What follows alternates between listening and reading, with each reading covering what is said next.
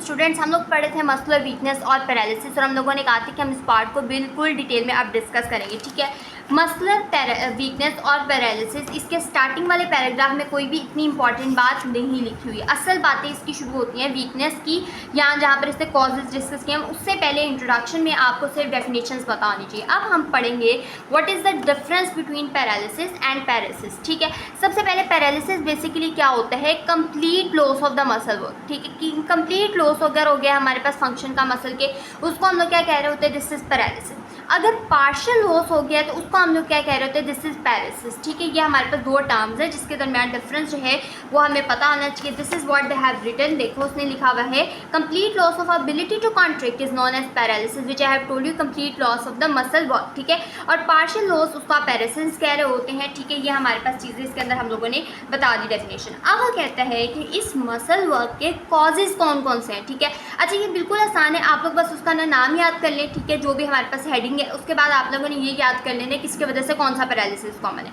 जैसे कि अच्छा पहले मैं आपको बताती हूँ फ्लैसिड पैरालिसिस के अंदर और स्पेस्टिक पैरालिसिस के अंदर डिफरेंस क्या होता है। ठीक है, सबसे पहले आपको पता होना चाहिए कि जो फ्लैसिड पैरालिसिस है इसमें मसल की जो टोन है वो बहुत ज़्यादा कम हो जाती है। ठीक है, मसल बहुत ज़्यादा फ्लैपी हो जाता है, हाइपरटोनिक हो जाता है मसल। ठीक है, और बहुत ज़्यादा वो कहते हैं ढीला पड़ जाता है। ठीक है, इसको हम फ्लैसिड पैरालिसिस कह रहे होते हैं, उसके अंदर जान नहीं रहती। जबकि स्पेस्टिक पैरालिसिस ऐसे होता है कि मसल बहुत ज़्यादा हार्डन होता है। ठीक है, मसल बहुत ज़्यादा स्टिफ होता है। ठीक है, एग्जैक्ट वर्ड अगर मैं बताऊँ तो मसल इसके अंदर बहुत ज़्यादा स्टिफ होता है, स्पेस्टिक होता है, उसकी टोन बहुत ज़्यादा इंक्रीज हुई होती है, वो हाइपरटोनिक हो जाता है। ठीक है, फ्लैसिड पैरालिसिस और spastic paralysis. Spastic paralysis usually upper motor neuron lining की वजह से होता है, flaccid paralysis lower motor neuron lining की वजह से होता है। ठीक है, अपर और लोअर मोटर न्यूरॉन का डिफरेंस तो आई थिंक आप लोगों ने पढ़ा ही होगा।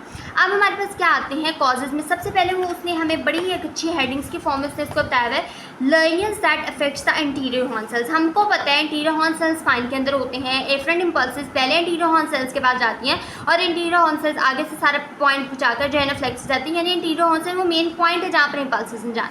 अब वो कहते हैं कि अगर एंटीरियर हॉर्न सेल्स के लेजन्स हो गए हैं तो उसकी वजह से क्या हो सकता है, फ्लैसिड पैरालिसिस हो सकता है। और मैंने आपको बताया था कि फ्लैसिड पैरालिसिस क्या होता है, जिसमें मसल ना हाइपरटोनिक हो सकते हैं। Destruction of the interior horn cell result into the permanent inactivity of the motor unit named as flaccid paralysis. जाहिर सी बात है एंटीरियर हॉर्न सेल्स में लेकिन है वो आगे सिग्नल ही नहीं भेज रहे, कहाँ से डिफरेंट इंपल्सेस जनरेट होंगी, कहाँ से वो मसल फाइबर को स्टिमुलेट करेंगे। और हम लोगों ने कहा था कि एक मोटर यूनिट वो होता है जिसमें हमारे पास एक नर्व इंपल्स होती है जो कि उस मसल फाइबर को स्टिमुलेट कर रही होती है। तो हमारे पास जब मोटर यूनिट एक्टिविटी ही नहीं होगी तो एज अ रिजल्ट क्या होगा, फ्लैसिड पैरालिसिस होगा, क्योंकि मोटर यूनिट एक्टिविटी ही नहीं हो रही है तो टोन कहाँ से आएगी।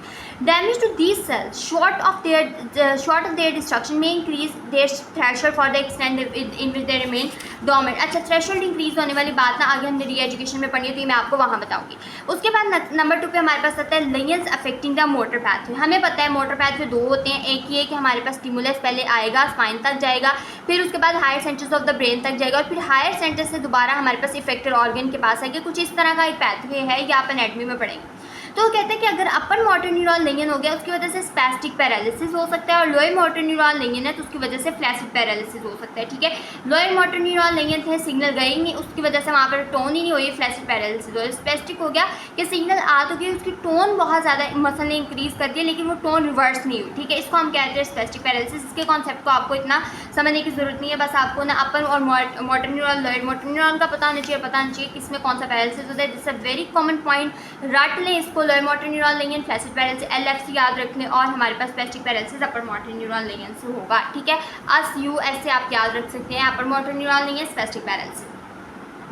उसके बाद हमारे पास आ सकते हैं कुछ लेंगे। अच्छा, ये तो हम लोगों ने मोटर पैथवे की बात कर ली ना, CNS को डैमेज हो गया उसकी वजह से हुआ। अब वो कहते हैं कि हो सकता है कि मसल टिश्यूज़ को भी डैमेज होते हैं। ठीक है, मसल टिश्यूज़ को भी डैमेज हो जाए तो उसके वो लेगिंस का हम क्या करेंगे, वो कहते हैं मसल टिश्यूज़ के डैमेज की वजह से जब डिस्ट्रक्शन शुरू हो जाती है तो उसको हम कह रहे होते हैं दिस इज मसल डिस्ट्रॉफी। ठीक है, मसल डिस्ट्रॉफी को भी हमने डिटेल में पढ़ना है आगे।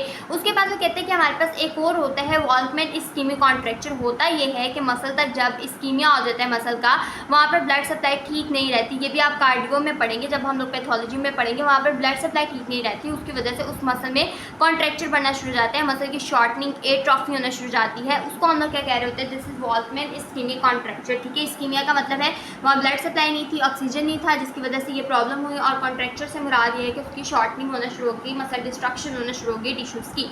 ठीक है, तो अगर मोटर न्यूरॉन लेगन के अलावा हम बात करेंगे तो legend of the muscle tissue का। फिर हमारे पास क्या आता है, disuse of the muscle and muscle tissue. देखिए 3 बातें उसने बताई, बिकॉज ही कैन नॉट, कोई ऐसा मसला हो गया, बहुत ज़्यादा पेन है, पेशेंट मूवमेंट को रेजिस्ट मूवमेंट कर ही नहीं पा रहा। ठीक है, कोई मसला हो गया, कोई रीज़न ऐसा है जिसकी वजह से पेशेंट मूवमेंट कर ही नहीं पा रहा, because it doesn't need to. हो सकता है कि कोई स्प्लिंट वगैरह लगाया हो जिसकी वजह से उसके किसी जॉइंट को फिक्सेट कर दिया हो और पेशेंट का गुजारा हो रहा है, he doesn't have to move that particular limb और पर्टिकुलर मसल, उसकी वजह से एट्रोफी होना तो एक कॉमन सी बात है, because he will not muscle patient sometimes pain की वजह से, किसी भी रीज़न की वजह से रेजिस्ट करता है मूवमेंट को, वो कोशिश ही नहीं करता कि वो मूवमेंट परफॉर्म करे। ठीक है, यही बातें उसने कुछ यहाँ पर लिखी हुई हैं।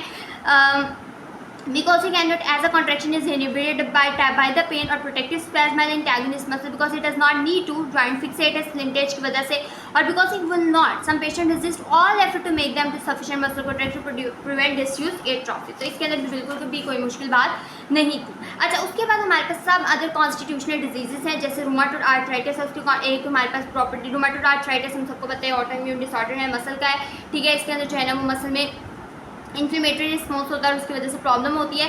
ठीक है, अच्छा अब हमारे पास क्या है, वो कहता है कि हमारे पास इसकी वजह से मसल डिस्ट्रॉफी, मसल एट्रोफी होना शुरू हो जाती है सम रीजन में, और कुछ लोग कहते हैं फंक्शनल होते हैं कि मसल काम ही नहीं कर रहा होता, कोई हमें ऐसा रीज़न नहीं पता होता, but muscle does not function. ठीक है, ये चीज़ आ गई है। So this was all about the causes. अब हम लोगों ने इन्हीं कॉजेज़ को लेकर इनका ट्रीटमेंट डिस्कस करना है, इनकी प्रिवेंशन डिस्कस करनी है, और उसमें बड़े ही सिस्टेमिक तरीके से मैं आपको बताऊंगी कि कंडीशन कौन सी है, कंडीशन का कॉज क्या है। ठीक है, और उसके बाद हमारा एम क्या है, और उस एम को अचीव करने के लिए हम लोगों ने कौन कौन से स्टेप्स लेने हैं। ठीक है, सो लेट्स स्टडी।